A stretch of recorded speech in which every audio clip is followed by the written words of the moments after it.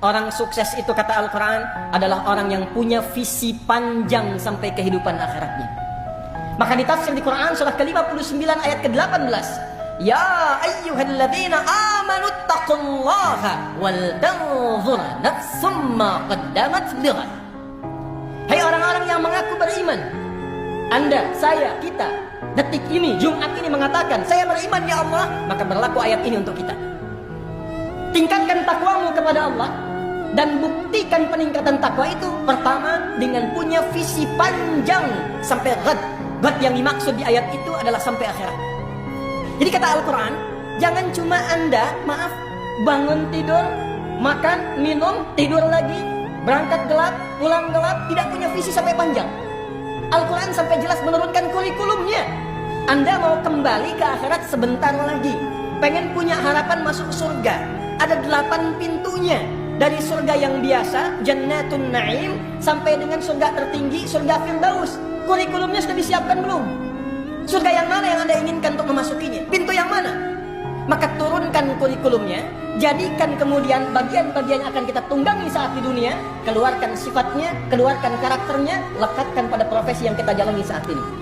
Contoh, sekarang ya Allah saya menginginkan menjadi penghuni surga Firdaus. Di mana ditemukannya kurikulum surga Firdaus? Seperti apa karakternya? Buka ayatnya, keluarkan surahnya. Surah ke-23 Al-Mu'minun ayat 1 sampai dengan 9. Sampai kita temukan pada kalimat pada ayat ulaika humul warithun alladzina yarithuna al-firdausa hum fiha khalidun. Allah yang menyampaikan langsung ada calon penghuni surga Firdaus yang sedang beraktivitas di bumi. Ada calon penghuni surga Firdaus yang sedang beraktivitas di bumi. Bukan orang yang sekedar klaim dan punya harapan, saya pengen ya Allah, saya pengen. Ternyata sifatnya tidak begitu. Dibuka dengan kata pemilik falah. Ayat pertamanya, qad aflahal mu'minun.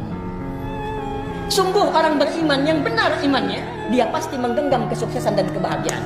Dan sukses serta bahagia yang dimaksudkan di ayat ini bukan sekedar konteks dunia yang sebentar saja, tapi konteks keabadian sampai dia mendapatkan surga Firdaus di alam akhirat. Jadi kalau kita membaca setiap ibadah itu sebagai bagian jalan kebahagiaan dan kesuksesan, semangat kita sholat. Semangat. Apalagi paham fikihnya. Apalagi mengerti hikmahnya. Apalagi kita ngerti Qur'annya. Ya Allah, nangis tuh kalau sholat itu. Allahu Akbar. Nangis. Ya ayyuhalladzina amanu ista'inu bisabri wassalah. Hei orang-orang beriman, kalau sedang ada kesalahan, sedang punya masalah, sabar, terima dulu. Jangan dikeluhkan. Karena masalah itu dihadirkan bukan untuk menjadikan dirimu bermasalah.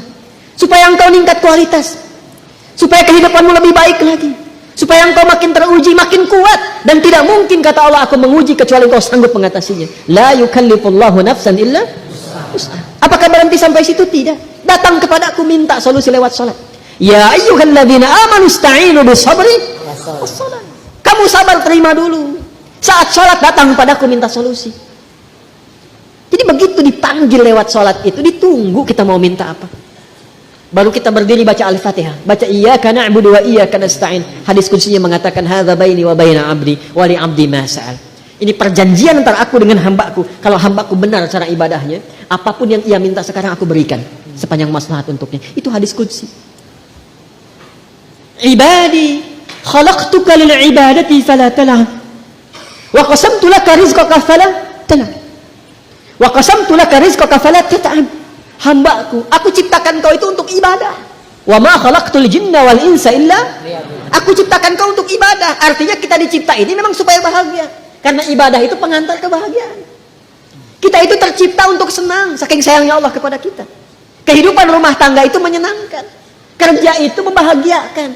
Jadi kalau kita larut dalam kesedihan, berarti ada sesuatu yang tidak berjalan dalam kehidupan kita itu. Wa qasamtu laka rizqaka fala tat'am. Kamu aku ciptakan untuk ibadah, jangan banyak mainnya kata Allah. Kalau kamu benar ibadahnya, jangan khawatir tentang rezeki. Aku bagi dan aku percepat. Engkau gak usah lelah mendapatinya. Itulah ibadah.